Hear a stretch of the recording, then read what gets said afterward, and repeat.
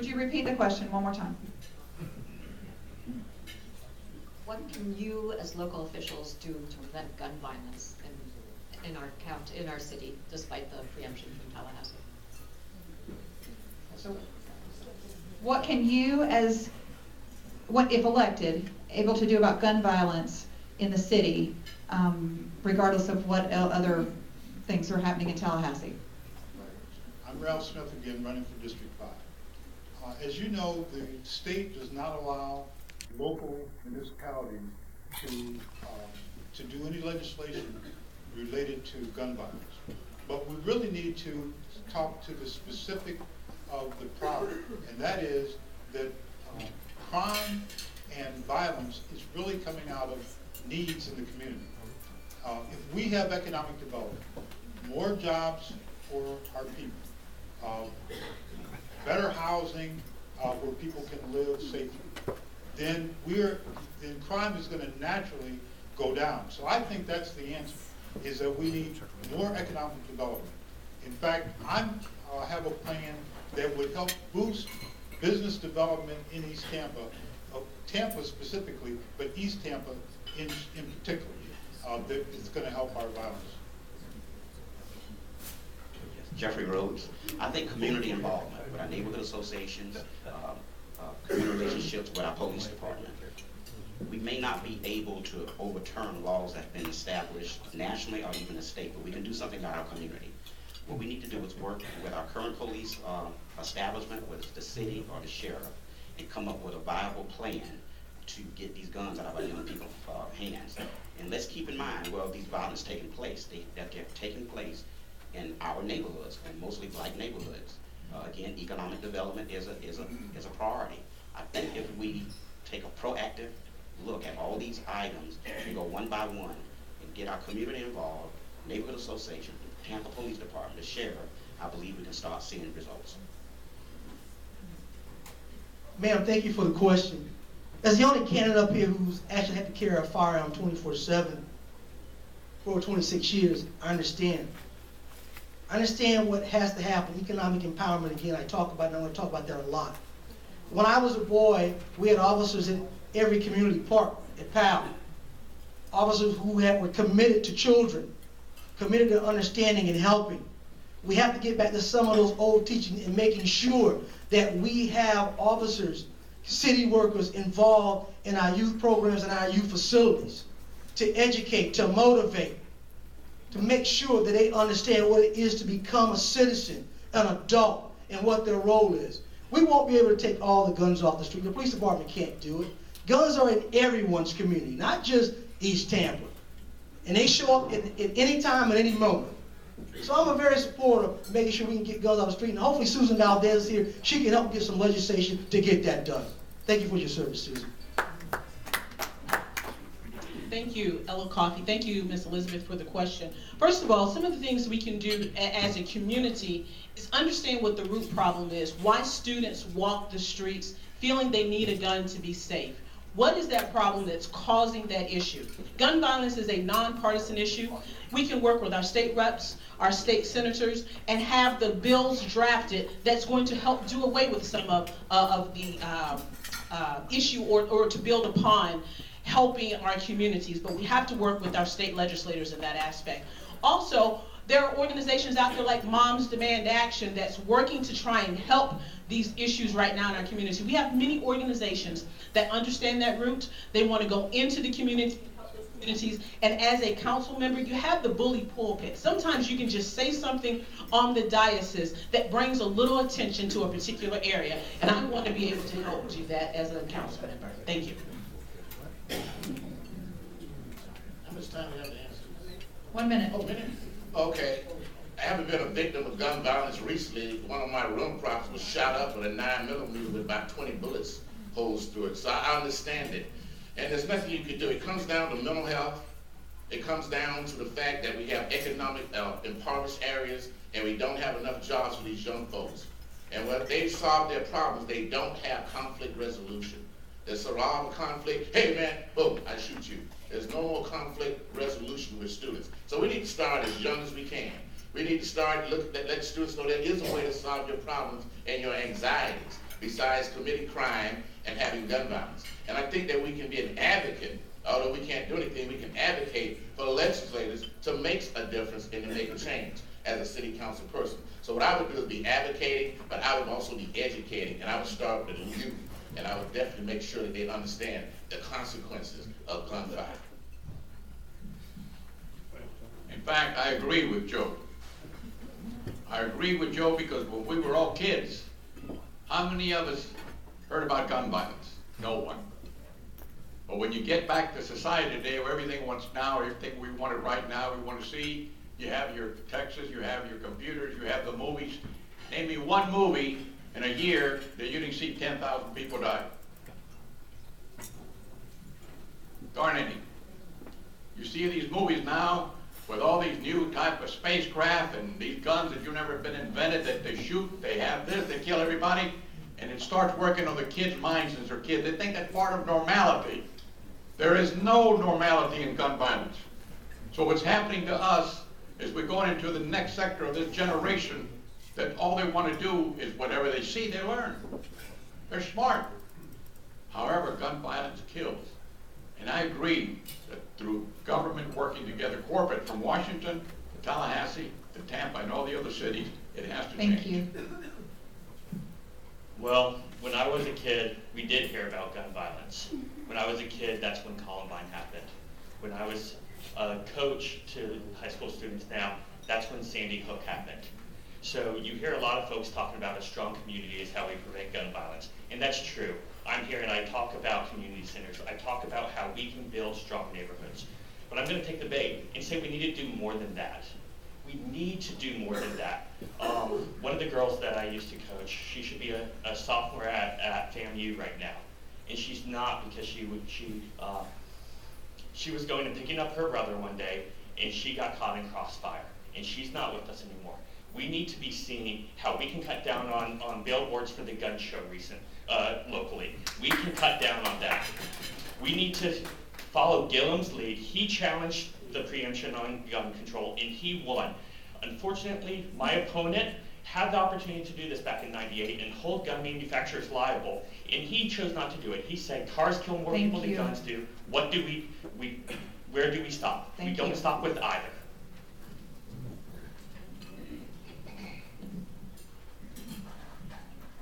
You know, I'm Walter Smith, City Council District 1. Let me be clear about something. I'm not going to tell you that this is just a matter of what we do in City Council chambers. This goes beyond City Council chambers. This is a matter of something that I've seen in my life. I've seen people be killed before, not through war, necessarily here or abroad, necessarily, except in South Africa, on the streets of South Africa, and come back here, and the children that I teach are telling me about people, cousins, brothers who are being killed on the streets. This goes beyond that. This means we have to have boots on the ground engagement to communities. This means we have to stop these people from the gun shows coming to the communities and selling out the trunk of their cars.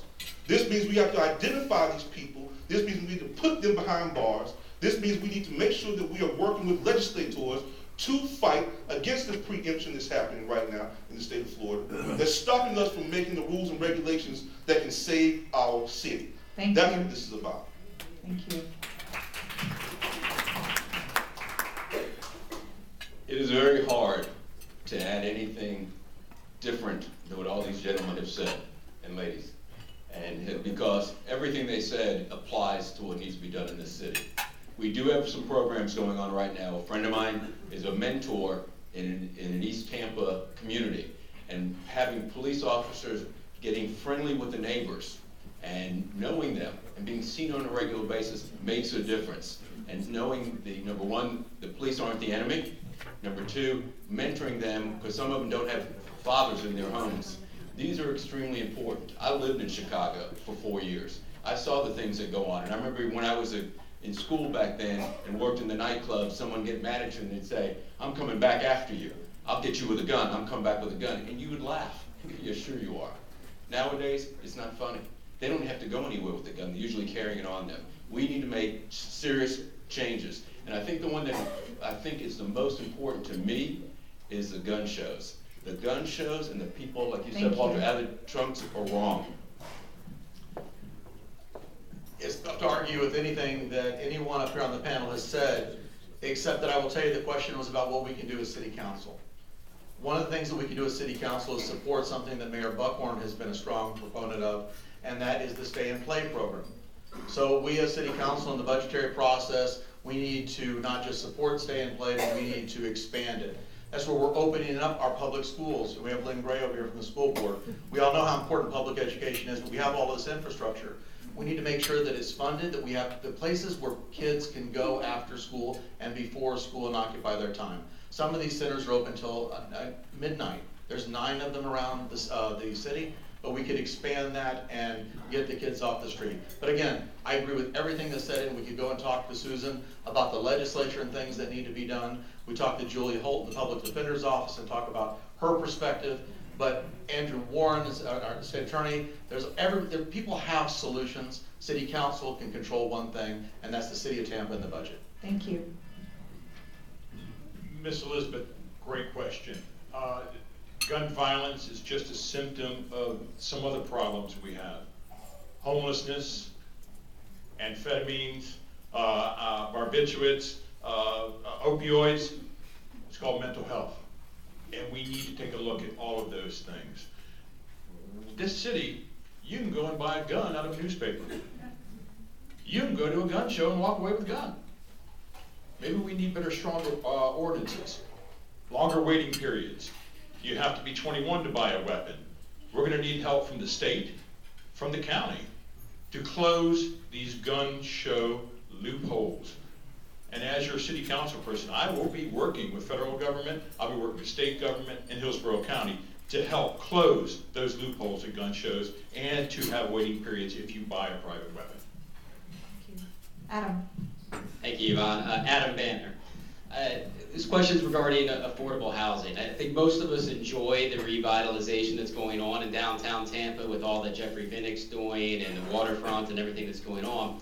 But how do we make sure that housing stays affordable for your blue-collar workers, for East Tampa, and to make sure that Tampa doesn't become a playground for the wealthy and the yuppies and the white collars? How do we keep it diverse? My platform is the acronym CITY: Careers, Infrastructure, Transportation, and Youth Development. The 2 biggest things on there is youth development and careers. If we can put people to work, especially in our deep water port, where we can have manufacturing, assembly, importing, and exporting, people are going to have much better wage jobs. Better for them to buy a house, send their first child to college. Affordable housing is not going to be easy. The house can be worth $30,000, but it's the dirt you're going to put it on. There's many incentives that the city of Tampa can put out, but I would like to see people with better wages, better jobs, and benefits to be able to afford better housing. If there's one thing that I can really make a difference in this race is, one, words matter and changing the dialogue. We hear affordable housing that's been branded, but we don't just have an affordable housing issue. We have an affordable housing issue. We have an accessible housing issue as our seniors are aging out of their houses, or people with disabilities. We also have a low-income housing issue. All 3 of these issues are crises, and it's not just crises in the city of Tampa, but it's crises all across the country. So we really need to change that dialogue, because affordable housing, what's affordable to me is very different from what's affordable to David Strauss. I mean, so this is something that we have, I think it's $1.1 million mausoleum, I think I read in the paper. But that's, yeah. This is something we all have to address. The city council has a role in that, in zoning and master planning. I'll be an activist to make sure that we take that role and bring it to whatever we can do to increase the opportunities for people to live in the city of Tampa. People need to be able to afford to live in our city. Well, we definitely have issues. There's no doubt. The issues started with the federal government taking back some of the grants that they were giving out before. Then we have the state that the dock stamps are supposed to be funding affordable housing. And unfortunately, the last several years, we continue to have more money chipping away at it. They're repurposing the funds. I think in 2017, our governor and the House decided they were going to give $44 million for affordable housing when they collected $271 million in dock stamps. And they repurposed that money. There's a problem there. There's no doubt. And I think that we need to, of course, move up the wages that people have. If they can afford more, it'll make it easier. We have, I would say, they said almost 51% are overburdened by rent. That means that they have more than 50% of their monies that they make go towards their housing. When we deal with the issue of affordable housing, I'm in the field of development, environmental and civil engineering. And I can tell you right now that the issue of affordable housing is not an easy thing, as my colleagues have said. But one of the main things that has to be considered, number one, is, again, boots on the ground engagement to communities and people. We have to understand how people are living, where they are living. We do not have we don't have to depend on the Sadowski Fund for development of affordable housing. That is determined by the developer. I don't care what anybody tells you. If you're a developer, you know that I'm telling the truth. You decide how many houses are going to be, or how many apartments are going to be put in there that are affordable. That's number one. Number two, we have houses and buildings that are sitting here now that are dormant and vacant that can be utilized for affordable housing now. We have a lot of things that have to be done, and people have to be engaged with developing things. Jarrell McCants, who's developed already, and I've already worked with him on the issue of affordable housing. We have to do this boots on the ground engagement. So right now we're the third fastest growing city in the United States. That is because of the success of folks like Bob Buckhorn, but that also is a threat to what Tampa has historically been. We're at threat of pushing Tampa residents out of the city because of the success, because of the lack of affordability. It's not just housing, it's affordability in general. But there's a handful of things that we can actually do. We can reform the density bonus system that we have in the city to do more about encouraging developers to install affordable housing. That's a tangible step that I'm ready to take. We also can work on increasing the housing supply to allow for more affordable housing. We can do that by clamping down on investment properties and making them put it on the market instead of just boarding up the house and leaving it there until they're ready to sell it years from now. These are vacant landlords that aren't helping out our city. We can also do this by helping with transportation. Transportation costs $10,000 a year for somebody in Tampa. If we provide mass transportation options, we are putting money in their pocket. We are making this city more affordable. Thank you. I come from what used to be called the word condominium, but the word hadn't been invented because I lived at 1860 Kennel Court at Ponce de Leon Housing Projects. But the word, I thought it was a condominium. So I had the greatest life in the world. However, affordable housing is not the easiest thing to solve by yourself as a city. You need to have corporate action from the feds, from the state, and from the city, and from the developers, and it goes further. I don't know about all of you, I love sports, but I'd be damned if I'm ever voting to fund a stadium for anybody. I didn't do it for the first one. That's $170 million. I don't give money to the ferry. We spent $500,000 in 2 years because you get a ferry for $8 or $10. That's a vacation trip. You paid that on your own. I'm not going to subsidize it. And I said it then, that's $500,000. You could build 5 houses if you gave the land away from the government and got the housing. They didn't do that. So I'm always on the wrong side, but I know I was right. Thank you. Thank you.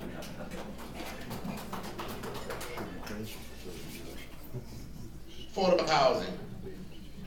Having served in West Tampa CDC as vice chair, having now serving as the chair of the West Tampa CRA Citizen Advisory Committee, having owned, my family owned 40 to 50 houses over the years in Tampa, having dealt with code enforcement, here's my solution. We need a trust fund.